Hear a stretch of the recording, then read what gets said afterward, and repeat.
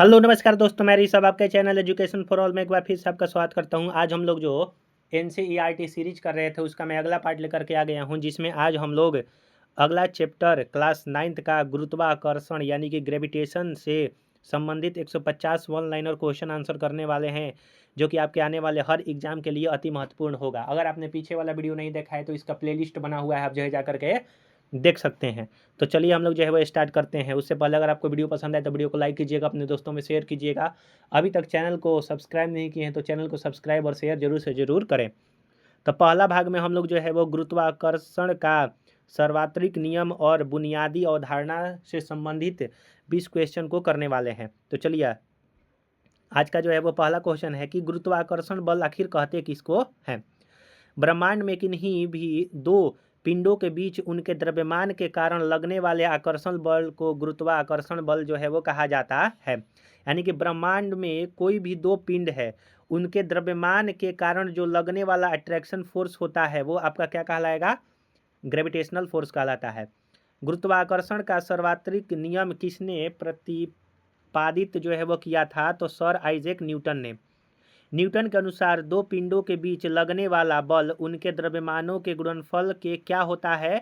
तो अनुक्रमानुपाती यानी कि समानुपाती, और इंग्लिश में डायरेक्टली प्रोपोर्शनल होता है, यानी कि F directly proportional to m1 into m2। दो पिंडों के बीच का बल उनके बीच की दूरी के वर्ग का क्या होता है? तो व्युत्क्रमानुपाती या फिर इन्वर्सली प्रोपोर्शनल होता है, जो ऐसे दिखाया गया है। यानी कि गुरुत्वाकर्षण के सार्वत्रिक नियम का जो सूत्र होगा वो क्या होगा? तो F is equal to G जो आता है वो आपका गुरुत्वाकर्षण सार्वत्रिक कांस्टेंट होता है, m1 m2 बटा में d² हो जाएगा। कैपिटल G को क्या कहते हैं? तो यूनिवर्सल ग्रेविटेशनल कांस्टेंट कहा जाता है। सार्वत्रिक गुरुत्वीय स्थिरांक यानी कि कैपिटल G का मान सबसे पहले किसने ज्ञात किया था? तो हेनरी कैवेंडिश के द्वारा किया गया था कैपिटल G का मान। और इसका मान जो है वो कितना होता है? तो 6.673 × 10⁻11 न्यूटन मीटर स्क्वायर प्रति kg² होगा। थोड़ा सा बारिश हो रहा है तो हल्का सा आवाज़ जाएगा, तो उससे थोड़ा सा आप लोग जो है वो कवर कर लीजिएगा। कैपिटल G का ऐसा ही मात्रक क्या है? तो न्यूटन मीटर स्क्वायर प्रति kg², न्यूटन मीटर स्क्वायर प्रति kg² हो जाएगा। क्या कैपिटल G का मान स्थान बदलने पर बदलता है? नहीं, यह पूरे ब्रह्मांड में हमेशा नियत यानी कि कांस्टेंट रहता है। क्वेश्चन नंबर 11 है कि यदि दो पिंडों के बीच की दूरी को दोगुना कर दिया जाए तो बल पर क्या प्रभाव पड़ेगा? तो गुरुत्वाकर्षण बल 1/4 जो है वो आपका हो जाएगा, यानी कि 1/4 से जो है वो घट जाएगा। यदि एक पिंड का द्रव्यमान दोगुना कर दिया जाए तो बल कितना हो जाएगा? तो किसी पिंड का द्रव्यमान दोगुना कर दिया जाए तो बल जो है वो 4 गुना हो जाएगा। पृथ्वी और सूर्य के बीच कौन सा बल पृथ्वी को अपने कक्ष में बनाए रखता है? तो गुरुत्वाकर्षण बल के कारण पृथ्वी और सूर्य के बीच में जो है वो गुरुत्वाकर्षण बल के कारण पृथ्वी अपने अक्ष पर घूमते रहता है। क्वेश्चन नंबर 14 है कि चंद्रमा पृथ्वी के चारों ओर किस बल के कारण चक्कर लगाता है? तो पृथ्वी के गुरुत्वाकर्षण बल के कारण, जो अभिकेंद्रीय बल प्रदान करता है उसके कारण। अभिकेंद्रीय सेंट्रीपिटल फोर्स की दिशा क्या होती है? तो वृत्ताकार पथ के केंद्र की ओर। यदि अभिकेंद्रीय बल समाप्त हो जाए तो चक्कर लगाता हुआ पिंड किस दिशा में जाएगा? तो वृत्तीय पथ पर एक स्पर्श रेखा यानी कि टेंजेंट के अनुदिश जो है वो आपका गति करते रहेगा। समुद्र में ज्वार भाटा आने का मुख्य कारण क्या है? तो पृथ्वी पर चंद्रमा और सूर्य का गुरुत्वाकर्षण खिंचाव। गुरुत्वाकर्षण बल किस प्रकार का बल है? आकर्षण या फिर प्रतिकर्षण? तो यह एक अट्रैक्टिव फोर्स है केवल। क्या दो छोटे वस्तु जैसे दो पेन के बीच भी गुरुत्वाकर्षण बल लगता है? हाँ, लेकिन द्रव्यमान बहुत कम होने के कारण यह बल महसूस नहीं होता है। ब्रह्मांड का सबसे कमजोर मूल बल कौन सा माना जाता है? तो गुरुत्वाकर्षण बल ब्रह्मांड का सबसे कमजोर बल है। और सबसे जो है अगर बोला जाएगा कि सबसे स्ट्रॉन्गेस्ट बल कौन सा है, फोर्स कौन सा है, तो न्यूक्लियर फोर्स का आप लोगों ने नाम सुना होगा, वो सबसे स्ट्रॉन्गेस्ट फोर्स होता है। दूसरा भाग में हम लोग जो है वो गुरुत्वीय त्वरण यानी कि स्मॉल g और मुक्त पतन के बारे में पढ़ेंगे। अगला 30 क्वेश्चन। फ्री फॉल जिसको मुक्त पतन कहते हैं क्या होता है? जब कोई वस्तु केवल पृथ्वी के गुरुत्वीय बल के कारण नीचे गिरती है तो उसे मुक्त पतन कहते हैं। मुक्त पतन के दौरान क्या वस्तु के वेग का परिमाण बदलता है? हाँ, वस्तु के वेग का परिमाण जो है वो लगातार बढ़ता जाता है जब फ्री फॉल होता है। फ्री फॉल के दौरान क्या वस्तु की गति की दिशा बदलती है? नहीं, दिशा जो है वो पृथ्वी के केंद्र की ओर जो है वो स्थित रहती है। अगला है कि गुरुत्वीय त्वरण एक्सेलरेशन ड्यू टू ग्रेविटी किसे कहते हैं? जिसको स्मॉल जी से डिनोट किया जाता है। मुक्त पतन के समय पृथ्वी के गुरुत्वीय बल के कारण वस्तु में उत्पन्न त्वरण की गुरुत्वीय त्वरण जो है वो कहा जाता है। गुरुत्वीय त्वरण को किस अक्षर से दर्शाया जाता है? तो छोटे जी से। स्मॉल जी का एसआई मात्रक मीटर प्रति सेकेंड स्क्वायर होता है, जो कि कह सकते हैं आप एक्सेलरेशन के मात्रक के बराबर होता है। पृथ्वी के सतह पर या इसके निकट स्मॉल जी का मान कितना होता है? तो 9.8 मीटर पर सेकेंड स्क्वायर जो है वो होता है। कभी कभी इसको 10 मीटर प्रति सेकेंड स्क्वायर भी जो है वो मान लिया जाता है गणना करने के लिए। ऐसे इसका मान 9.8 ही होता है। स्मॉल जी और कैपिटल जी में क्या संबंध है? तो स्मॉल जी जो होता है वो कैपिटल जी एम बटा में आर स्क्वायर होता है। कैपिटल जी हो गया आपका ग्रेविटेशनल कांस्टेंट, ये हो गया मास ऑफ द अर्थ, और ये हो गया मास रेडियस ऑफ द अर्थ। यहाँ पर दिया है एम, कैपिटल एम पृथ्वी का द्रव्यमान है, कैपिटल आर जो है वो आपका पृथ्वी का त्रिज्या है। क्या गुरुत्वीय त्वरण स्मॉल जी का मान गिरने वाली वस्तु के द्रव्यमान पर निर्भर करता है? नहीं, यह वस्तु के द्रव्यमान पर निर्भर नहीं करता है। यदि निर्वात यानी कि वैक्यूम में एक पंख और एक लोहे की गेंद को एक साथ गिराया जाता है तो कौन पहले गिरेगा? दोनों एक साथ नीचे गिरेंगे, क्योंकि निर्वात में वायु का प्रतिरोध नहीं होता है और स्मॉल जी दोनों के लिए समान रहेगा। समान हवा में पंख और गेंद को गिराने पर गेंद पहले क्यों गिरता है? क्योंकि हवा के प्रतिरोध यानी कि एयर रेजिस्टेंस के कारण जो पंख पर अधिक लगता है और लोहा पर कम, इसीलिए वो तेजी से गिर जाता है। पृथ्वी का आकार पूर्णतः गोल न होकर कैसा है? यह ध्रुवों पर थोड़ी चिपटी और भूमध्य रेखा पर उभरा हुआ है, जिसको दीर्घवृत्ताकार कहते हैं। यानी कि कह सकते हैं आपका इस आकार का है, लगभग जो कह सकते हैं अंडा का आकार का, या फिर संतरा का सबसे मेन जो है वो आपका आकार होता है। संतरा का जैसा आकार होता है वैसा पृथ्वी का है। पृथ्वी की त्रिज्या कहाँ सबसे अधिक होती है? तो भूमध्य रेखा पर, इक्वेटर पर। पृथ्वी की त्रिज्या सबसे कम पोल ध्रुवों पर होती है।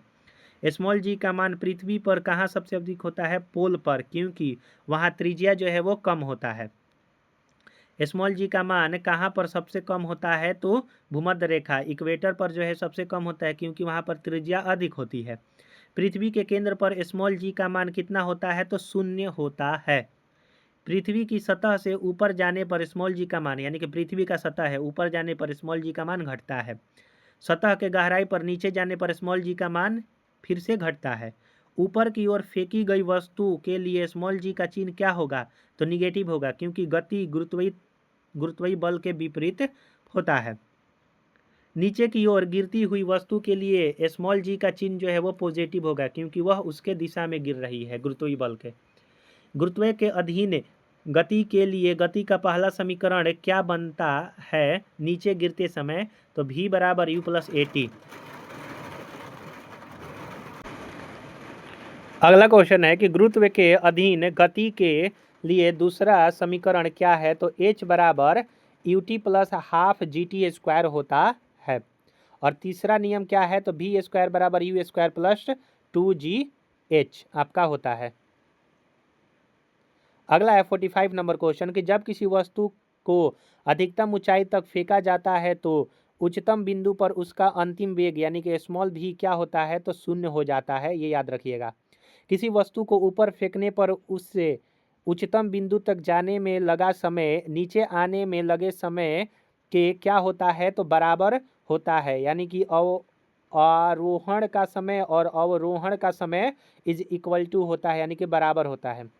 पृथ्वी का द्रव्यमान कैपिटल M लगभग 6 × 10⁻24 kg होता है, और इसका त्रिज्या जो है वो कितना होता है? 6.4 × 10⁻6 मीटर होता है, या फिर 6400 किलोमीटर। स्मॉल जी एक अदिश राशि या फिर सदिश, तो यह एक सदिश है, वेक्टर क्वांटिटी है, जिसकी दिशा हमेशा नीचे की ओर रहता है। सार्वत्रिक गुरुत्वीय स्थिरांक यानी कि कैपिटल जी जो है वो क्या है, सदिश की अदिश, तो यह एक अदिश राशि है, स्केलर क्वांटिटी है। अगर आपको वीडियो पसंद आ रहा है तो वीडियो को लाइक कीजिए, अपने दोस्तों में शेयर कीजिए। अभी तक चैनल को शेयर और सब्सक्राइब नहीं किए हैं तो मैं आपसे निवेदन करता हूं कि अगर आपको ये वीडियो पसंद आ रहा है तो चैनल को शेयर और सब्सक्राइब जरूर से जरूर करें। अभी जो है वो बीपीएससी का कह सकते हैं कि जो टीचर का बहाली है वो आपका होने वाला है। 32,388 पदों पर जो है वो आपका बहाली आया है। तो अगर आप तैयारी करना चाहते हैं तो उसके लिए ये जो है वो रामबाण रहेगा, क्योंकि सारा का सारा एससीईआरटी और एनसीईआरटी से आपका क्वेश्चन पूछा जाता है, तो आप इसके लिए ले सकते हैं। चलिए अगला क्वेश्चन है। अगला भाग में हम लोग द्रव्यमान और भार के बारे में पढ़ने वाले हैं। द्रव्यमान यानी कि मास किसे कहते हैं? किसी वस्तु में मौजूद पदार्थ की कुल मात्रा को उसका द्रव्यमान कहते हैं। भार किसे कहते हैं? जिस आकर्षण बल से पृथ्वी किसी वस्तु को अपने केंद्र की ओर खींचता है उसे वस्तु का जो है वो भार कहते हैं।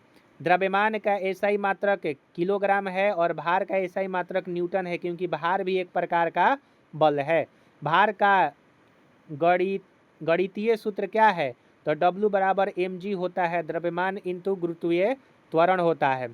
क्या किसी वस्तु का द्रव्यमान स्थान बदलने पर बदलता है? नहीं, द्रव्यमान हमेशा और हर जगह स्थिर रहता है।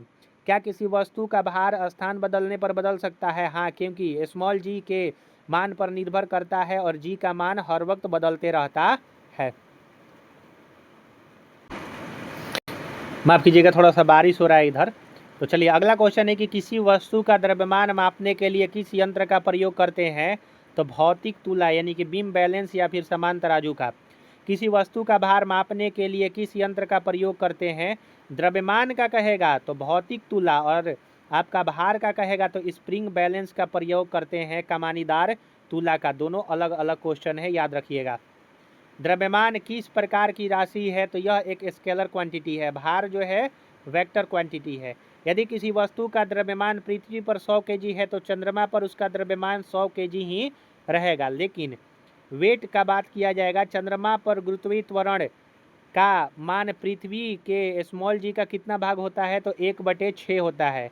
चंद्रमा पर किसी वस्तु का भार पृथ्वी पर उसके भार का कितना गुना होता है? 1/6 गुना। यदि पृथ्वी पर किसी व्यक्ति का भार 60 न्यूटन है तो चंद्रमा पर भार 10 न्यूटन हो जाएगा।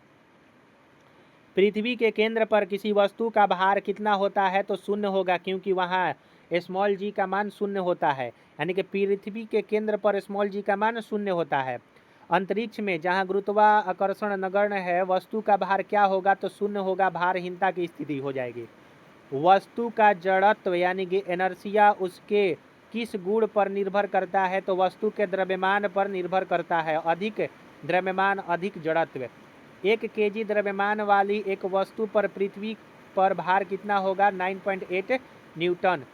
क्या किसी वस्तु का भार निगेटिव हो सकता है? नहीं, भार केवल परिमाण और दिशा निश्चित की ओर दर्शाता है, यह निगेटिव नहीं हो सकता है।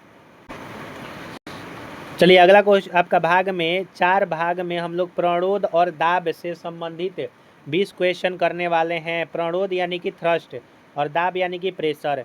चलिए अगला क्वेश्चन है कि प्रणोद थ्रस्ट किसे कहते हैं? किसी वस्तु की सतह पर लंबवत परपेंडिकुलर लगने वाले कुल बल को प्रणोद कहा जाता है। जो परपेंडिकुलर आपका भार लगेगा उसी को थ्रस्ट कहते हैं। प्रणोद का एसआई मात्रक न्यूटन होगा। दाब यानी कि प्रेशर की परिभाषा, प्रति एकांक क्षेत्रफल लगने वाले प्रणोद यानी बल को दाब कहा जाता है। दाब जो होता है वो फोर्स बटा में एरिया या फिर थ्रस्ट बटा में क्षेत्रफल होता है।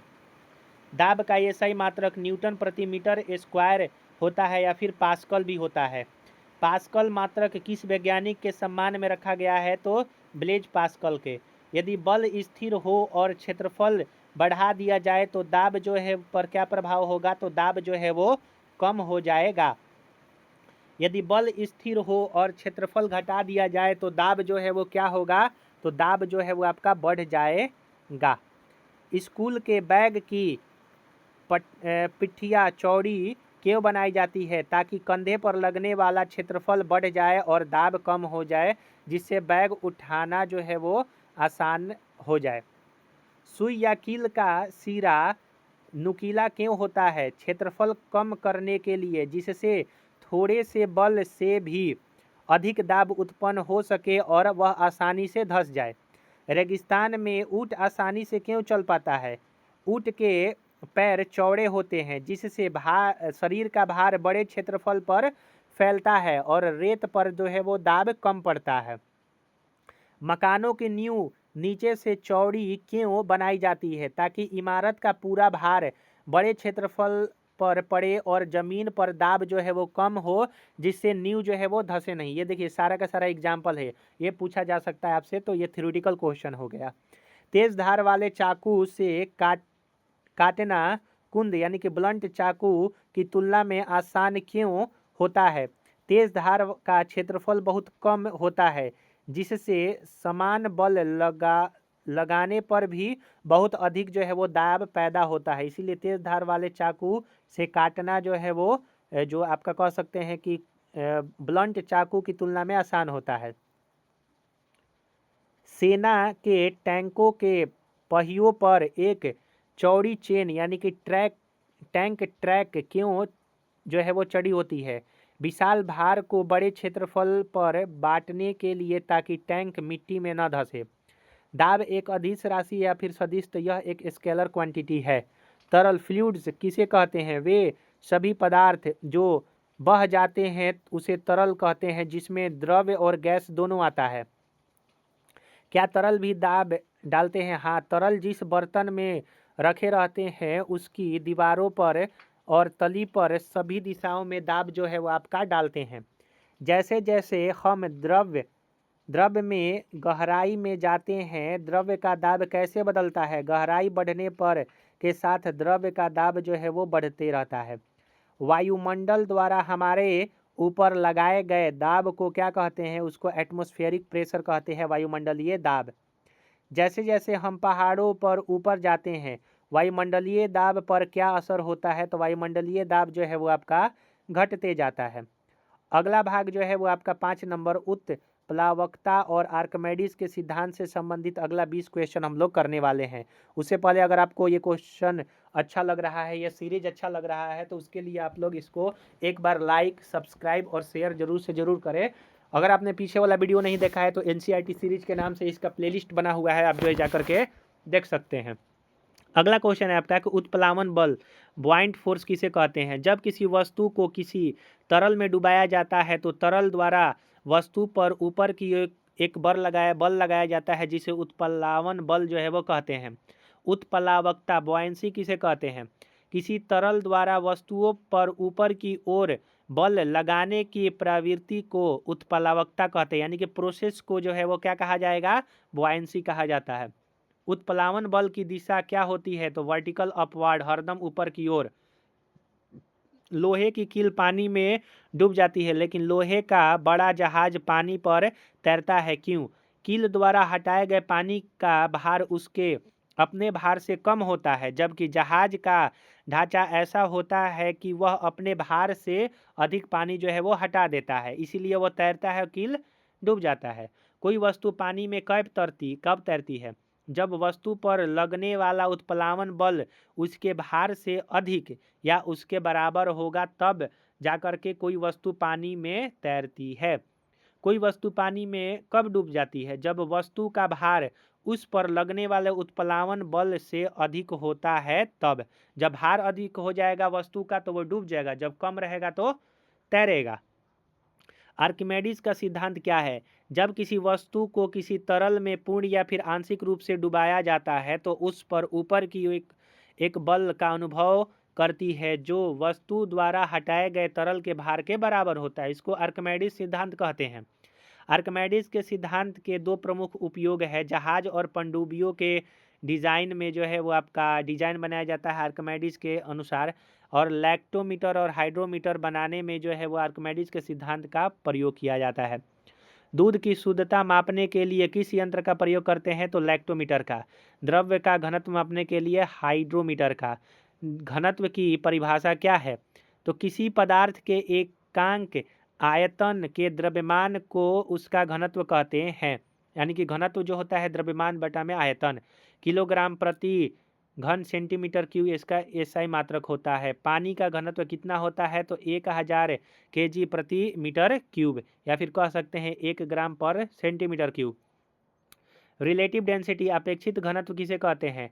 किसी पदार्थ के घनत्व और पानी के घनत्व के अनुपात को उस पदार्थ का अपेक्षित घनत्व कहा जाता है।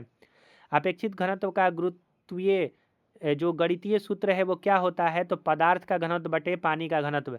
अपेक्षित घनत्व का एसआई मात्रक क्या होता है? तो इसका कोई भी मात्रक नहीं होता है, यह एक शुद्ध संख्या बटे अनुपात होता है। यदि किसी वस्तु का घनत्व पानी के घनत्व से कम है तो वह पानी पर तैरेगी या फिर डूबेगी? तो वह पानी के सतह पर तैरती रहेगी। यानी कि कोई वस्तु है, उसका घनत्व डेंसिटी पानी के घनत्व से कम है तो वह तैरेगा, और यदि कोई वस्तु का घनत्व पानी के घनत्व से ज़्यादा है तो वह डूब जाएगा। यदि किसी पदार्थ का अपेक्षित घनत्व 0.8 है तो वह पानी में तैरेगा? तो हाँ, क्योंकि इसका अपेक्षित घनत्व 1 से कम है, यानी पानी में यह जो है से हल्का है, इसीलिए, क्योंकि पानी का 1 सेंटीमीटर क्यूब ग्राम पर सेंटीमीटर क्यूब होता है। सोने का अपेक्षित घनत्व कितना होता है? लगभग 19.3 आपका होता है। छठा नंबर भाग में हम लोग उच्च स्तरीय वैचारिक और आंकिक वन लाइनर क्वेश्चन जो है वो करने वाले हैं, जो कि आपके एग्जाम में अति महत्वपूर्ण निभाएंगे। थोड़ा सा बारिश हो रहा है तो आवाज़ आ रहा होगा बारिश का, उसके लिए थोड़ा सा मैं जो है माफ़ी चाहूँगा। अगला क्वेश्चन है, यदि दो वस्तुओं के बीच की दूरी को आधा कर दिया जाए तो गुरुत्वाकर्षण बल कितना हो जाएगा? तो बल 4 गुना हो जाएगा पहले से। गुरुत्वाकर्षण बल माध्यम पर निर्भर करता है या फिर नहीं? नहीं, यह दोनों पिंड के बीच मौजूद माध्यम पर निर्भर नहीं करता है। एक भारी वस्तु और एक हल्की वस्तु के बीच गुरुत्वाकर्षण बल किस पर अधिक होगा? तो दोनों पर समान बल लगता है। न्यूटन के गति के तीसरे नियम के अनुसार क्रिया प्रतिक्रिया बल समान होते हैं। यदि पृथ्वी का गुरुत्वाकर्षण बल अचानक समाप्त हो जाए तो हमारा भार क्या होगा? तो हमारा भार शून्य हो जाएगा, अगर ग्रेविटेशनल फोर्स खत्म हो जाए तो। किसी वस्तु को चंद्रमा पर ले जाने पर उसके द्रव्यमान में क्या परिवर्तन आएगा? तो कोई परिवर्तन नहीं आएगा, क्योंकि द्रव्यमान समान रहेगा। किसी वस्तु को पृथ्वी से चंद्रमा पर ले जाने पर उसके भार में क्या परिवर्तन आएगा? तो उसका भार घटकर पृथ्वी के भार का 1/6 रह जाएगा। यदि 60 केजी द्रव्यमान का कोई व्यक्ति चंद्रमा पर जाता है तो उसका द्रव्यमान कितना होगा? 60 केजी रहेगा, लेकिन उसका भार जो है वो आपका बदल जाएगा। एक गेंद को ऊपर फेंकने पर वह 5 सेकंड में अधिकतम ऊंचाई पर पहुंचती है, उसे वापस आने में कितना समय लगेगा? तो 5 सेकंड ही, और टोटल कहेगा तो 10 सेकंड आपका हो जाएगा। पानी के अंदर किसी प्लास्टिक के ब्लॉक को छोड़ने पर वह पानी की सतह पर ऊपर क्यों आ जाता है? क्योंकि उस पर लगने वाला उत्प्लावन बल उसके भार से जो है वो आपका अधिक होता है, इसीलिए वह तैरने लगता है। लेकिन अगर कोई आप पत्थर फेंकिएगा ना तो पत्थर जो है वो डूब जाता है। माफ कीजिएगा।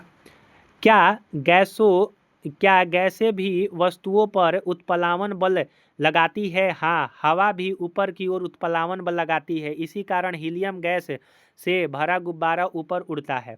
तो हीलियम गैस से भरा गुब्बारा ऊपर क्यों उड़ता है? क्योंकि उस पर उत्प्लावन बल लगता है।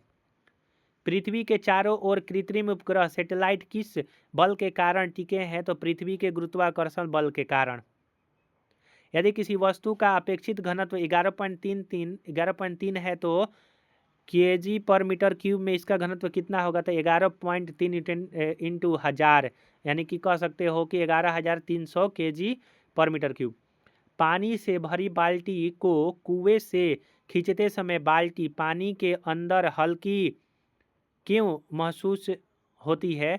पानी द्वारा बाल्टी पर ऊपर की ओर लगाए गए उत्प्लावन बल के कारण। कभी आप देखिएगा कि जब पानी जो है वो डूबा रहता है कुआं में, यानी कि पानी के अंदर जब रहेगा तो उसको खींचना आसान होता है, लेकिन ज्यों जो है पानी के सतह से ऊपर वो आता है तो उसको खींचना थोड़ा सा कठिन हो जाता है। ड्यू टू उत्प्लावन बल के कारण वो हल्का महसूस होता है, और फिर ज्यों जो है पानी से संपर्क छोड़ता है तो उत्प्लावन बल काम करना बंद हो जाता है। जब बाल्टी पानी से बाहर आती है तो वह भारी क्यों लगने लगती है? क्योंकि पानी से बाहर आते ही पानी का उत्प्लावन बल समाप्त हो जाता है, अभी मैंने बतलाया। गुरुत्वाकर्षण का नियम केवल सौरमंडल के लिए मान्य है या पूरे ब्रह्मांड के लिए? तो यह यूनिवर्सल है, यानी पूरे ब्रह्मांड के लिए जो है सभी पिंडों पर मान्य होगा। गुरुत्व यानी कि ग्रेविटी और गुरुत्वाकर्षण में क्या अंतर है? गुरुत्वाकर्षण किन्हीं भी दो पिंडों के बीच लगने वाला बल है, जबकि गुरुत्व विशेष रूप से पृथ्वी और किसी वस्तु के बीच आकर्षण लगने वाला एक बल है। ये अंतर है। जड़त्वीय द्रव्यमान यानी कि इनर्शियल मास और ग्रेविटेशनल मास का अनुपात कितना होगा? हमेशा 1 के बराबर होता है, यानी कि दोनों सदैव समान होते हैं, इनर्शियल मास और ग्रेविटेशनल मास। मुक्त रूप से गिरती हुई वस्तु पर का प्रारंभिक वेग जो है वो कितना होगा? 0 होगा। यदि किसी वस्तु का भार 98 न्यूटन है तो उसका द्रव्यमान 10 kg होगा। क्षेत्रफल आधा करने पर दाब पर क्या प्रभाव होता है? तो जो प्रेशर होता है फोर्स बटा में एरिया होगा। अगर दाब जो है वो आधा होगा तो यह 2 गुना हो जाएगा। यदि किसी वस्तु का आयतन बढ़ाया जाए बिना द्रव्यमान बदले तो उसके घनत्व पर क्या प्रभाव पड़ेगा? तो उसका घनत्व जो है वो आपका घट जाएगा। द्रव्य के किस गुण के कारण तैरती हुई वस्तु का कुछ भाग द्रव्य के बाहर रहता है? तो उत्प्लावकता और घनत्व के अंतर के कारण। बर्फ पानी पर क्यों तैरती है? क्योंकि बर्फ का घनत्व पानी के घनत्व से कम होता है। लोहे का घनत्व पानी से अधिक होता है या फिर कम? अधिक होता है, इसलिए लोहे का टुकड़ा पानी में डूब जाता है। क्या गुरुत्वाकर्षण बल एक केंद्रीय बल सेंट्रल फोर्स है? हाँ, क्योंकि यह दोनों पिंडों के केंद्र को मिलाने वाली रेखा के अनुदिश से जो है वो कार्य करता है, इसीलिए ग्रेविटेशनल फोर्स एक सेंट्रल फोर्स का उदाहरण है। न्यूटन के किस नियम से गुरुत्वाकर्षण बल की क्रिया या और प्रतिक्रिया का पता चलता है? तो गति के तीसरे नियम से। पृथ्वी सूर्य के चारों ओर किस कक्षा में चक्कर लगाती है? तो इलिप्टिकल पाथ में, दीर्घवृत्ताकार में। यदि किसी पिंड को पृथ्वी से बहुत दूर अंतरिक्ष में छोड़ दिया जाए तो उससे के स्मॉल जी में क्या जो है वो होगा? तो वह 0 हो जाएगा। भारहीनता वेटलेसनेस का अनुभव कब होता है? जब किसी वस्तु पर लगने वाला प्रतिक्रिया बल 0 हो जाता है, जैसे मुक्त पतन के समय। जैसे आपका अगर लिफ्ट में जा रहे हैं, अगर रस्सी टूट जाता है तो उस समय फ्री फॉल का कंडीशन हो जाता है, या फिर कह सकते हैं रिएक्शन फोर्स बहुत ही जीरो मतलब जीरो हो जाएगा। किसी वस्तु को ऊर्ध्वाधर ऊपर फेंकने पर उसकी गतिज ऊर्जा काइनेटिक एनर्जी का क्या होता है? वह धीरे धीरे पोटेंशियल एनर्जी में बदलने लगती है। यानी कि उच्चतम बिंदु पर पहुंचने पर वस्तु की स्थितिज ऊर्जा क्या होती है? तो अधिकतम होती है और काइनेटिक एनर्जी मिनिमम हो जाता है। उच्चतम बिंदु पर गतिज ऊर्जा 0 हो जाता है, क्योंकि वेग भी 0 हो जाएगा। जहाज़ों के निर्माण में किस वैज्ञानिक के सिद्धांत का सर्वाधिक उपयोग होता है? आर्किमिडीज का सिद्धांत का। शुद्ध पानी का घनत्व किस तापमान पर अधिकतम होता है? तो 4 डिग्री सेल्सियस पर अधिकतम होता है क्या? घनत्व, डेंसिटी, और वहाँ पर वॉल्यूम कम होगा। कील को ठोकने के लिए हथौड़ा का सिरा कैसा बनाया जाता है? चौड़ा और भारी, ताकि कील के नुकीले हिस्से पर अधिक दाब जो है वो पड़ सके।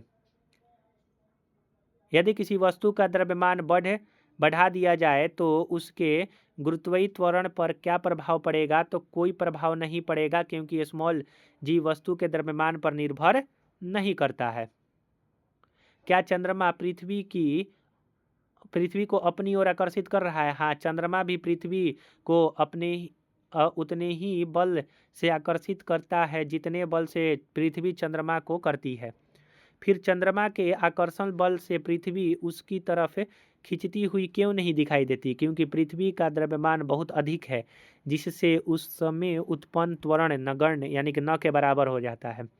और लास्ट का 2 क्वेश्चन है कि वायुमंडल पृथ्वी से किस बल के कारण बंधा हुआ है? पृथ्वी के गुरुत्वाकर्षण बल के कारण। 150 नंबर क्वेश्चन है कि एनसीईआरटी के अनुसार गुरुत्वाकर्षण का सार्वत्रिक नियम हमें किन परिघटनाओं को समझने में मदद करता है? हमें पृथ्वी से बंधे रखने वाला बल, चंद्रमा और ग्रहों की गति तथा समुद्र में आने वाली ज्वार भाटा जो है वो सारा का सारा ग्रेविटेशनल फोर्स के कारण ही होता है, यह हमको बतलाता है। तो हम लोगों ने यहाँ पर जो है वो आपका 150 इम्पोर्टेंट और हर एग्जाम में पूछे जाने वाले क्वेश्चन को हम लोगों ने किया क्लास 9th का ग्रेविटेशनल चैप्टर से।